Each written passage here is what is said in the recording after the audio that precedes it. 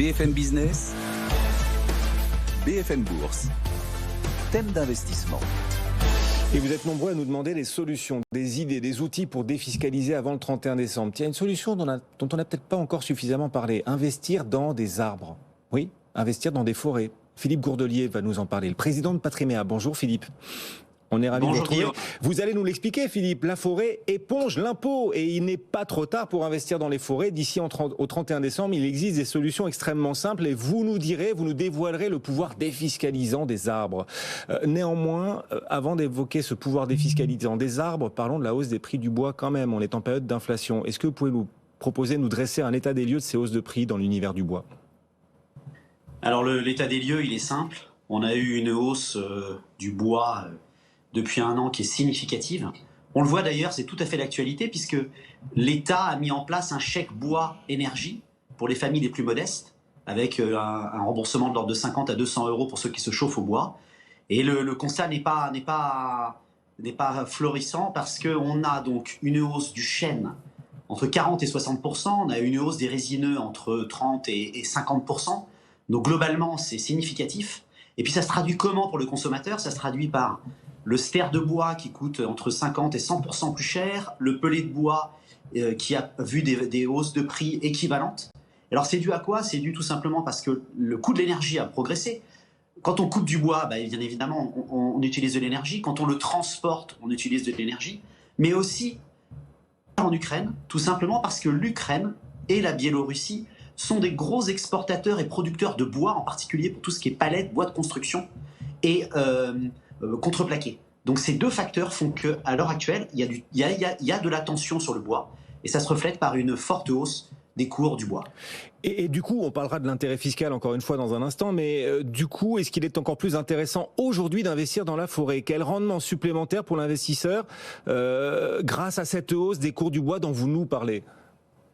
Alors je vais démystifier quelque chose parce que chez Patriméa, il y a énormément de clients qui nous appellent pour nous dire le bois a beaucoup progressé, je paye mon ster le double d'il y a un an, donc j'imagine que la valeur de la forêt a progressé d'autant. Alors non, ce n'est pas vrai, ce n'est pas parce que le cours du bois progresse de 50% que la valeur de la forêt elle-même, de la terre, du foncier double de prix. En tout cas, il est toujours très intéressant d'investir dans la forêt. C'est un actif qui est de plus en plus rare, tout simplement parce que la forêt française est très morcelée. On a énormément de petits propriétaires de 1, 2, 5, 10 hectares, mais dès qu'on va sur des forêts de plus de 100 hectares, certes, il y a des particuliers fortunés, mais de plus en plus d'institutionnels, de gérants de groupements forestiers, par exemple, qui achètent de ces gros massifs. Donc on a une tension sur le prix. Aussi, on a vu la valeur de certaines forêts qui ont fortement monté, mais pour des forêts avec de la valeur sur pied. Je m'explique. De la forêt qui, lorsqu'on va couper ces arbres, on va pouvoir dégager une vente certaine. Pour des forêts plus petites, de quelques hectares, on n'en est pas là. Il peut y avoir des écarts de prix significatifs entre 5-6 000 euros pour une forêt moyenne, difficile d'accès, une hygrométrie compliquée. Pour des belles forêts, je rappelle quand même que AXA a payé plus de 22 000 euros l'hectare une forêt, il n'y a pas plus tard qu'il y a une année.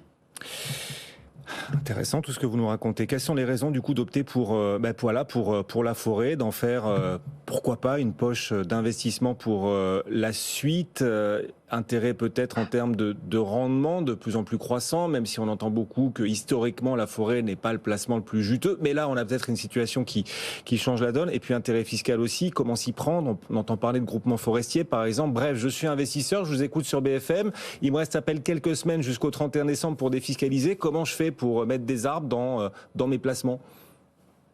Alors si vous êtes investisseur et que vous dites je voudrais diversifier mon patrimoine dans de la forêt parce que j'y crois, je pense que la valeur va progresser et puis c'est pas du tout sensible ou beaucoup moins sensible au risque marché type la bourse, eh bien je vais aller sur du groupement forestier. Pourquoi ? Parce que acheter une forêt en direct, on vient de le dire, c'est cher, c'est compliqué, il faut l'entretenir, il y a des contraintes de gestion, c'est difficile à trouver. Quand vous allez sur un groupement forestier, eh bien qu'est-ce que c'est ? C'est tout simplement des particuliers qui se réunissent, qui créent une société, comme une ES du bois si vous préférez, et puis ils nomment un gérant qui va acheter des massifs forestiers avec cet argent à l'intérieur de ce groupement. L'intérêt de faire ça plutôt d'acheter une forêt, c'est qu'on peut investir pour quelques milliers d'euros, 1 000, 2 000, 5 000, 10 000.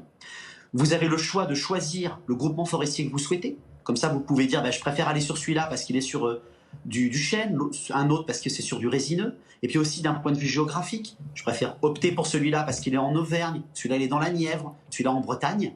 Voilà, globalement, le groupement forestier, c'est intéressant pour diversifier pour des sommes minimes et surtout aucune contrainte de gestion, pas d'assurance à payer, pas d'argent à remettre pour de la taxe foncière. On signe un bulletin de souscription, on verse la somme et après, le gérant s'occupe de tout le reste. Bon, et Donc, ça éponge vraiment l'impôt, franchement. Le pouvoir défiscalisant des forêts et des groupements fonciers forestiers, il est vraiment important. Est-ce que vous pouvez l'illustrer, nous donner des chiffres, surtout puisqu'on est en période de défiscalisation jusqu'au 31 décembre?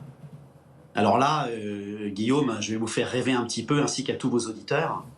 Il reste plus que 28 jours avant le 31 décembre, donc ne traînez pas trop pour aller courir, pour aller trouver un bulletin de souscription. Mais oui, c'est vraiment, je trouve, pour moi, la forêt, c'est presque un Eldorado fiscal. Pourquoi? Parce que déjà, quand vous souscrivez des parts d'un groupement forestier, par exemple, vous avez 25% de réduction d'impôt de la somme que vous investissez l'année de la souscription. Je mets 10 000 euros, j'ai 2 500 euros de réduction d'impôt directement sur mon impôt, sur mes revenus de cette année, mon impôt que je vais régler l'année prochaine. Ça, c'est le premier point.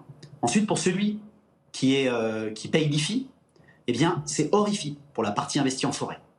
Et, cerise sur le gâteau, si vous avez 60, 70 ans et que vous réfléchissez un peu à votre succession, eh bien, vous avez un abattement de 75% de la somme investie en forêt. Je prends un exemple, vous avez investi 100 000 euros dans des groupements forestiers. Si vous décédez, les droits de succession ne seront pas calculés sur 100 000 euros, mais sur 25 000 euros. Imaginez que vous soyez dans une tranche à 40%, un patrimoine entre 1 et 2 millions d'euros, à peu près. Eh bien, vous allez payer, si vous, avec cet argent sur votre compte courant, vous allez payer 40 000 euros de frais de succession. Si vous l'avez dans un groupement forestier, vous allez payer 10 000 euros de droits de succession. 30 000 euros d'économie. Donc, on récapitule. 3 avantages. IFI, avantage de l'impôt sur le revenu. Attention, c'est compris dans le plafonnement des niches fiscales de 10 000 euros. Et l'avantage succession. Merci. Donc, c'est vraiment énormément de possibilités et c'est pour moi un bel Eldorado fiscal. Ouais. La forêt pour enraciner son patrimoine alors. Philippe Gourdeuil, le président de Patrimea, nous accompagner en direct. Alors attention, le mieux c'est d'investir dans des essences, dans des types de forêts très différentes. Si certaines essences d'arbres sont attaquées par exemple par une maladie ou un parasite, eh bien faire en sorte dans son portefeuille forestier d'avoir un maximum d'essences, les plus variées possibles. Et puis on rappelle qu'il n'y a pas de garantie en capital dans cet univers, ni de garantie de rendement. Et c'est un placement peu liquide. Merci beaucoup Philippe de nous avoir accompagnés. Bonne fin d'après-midi.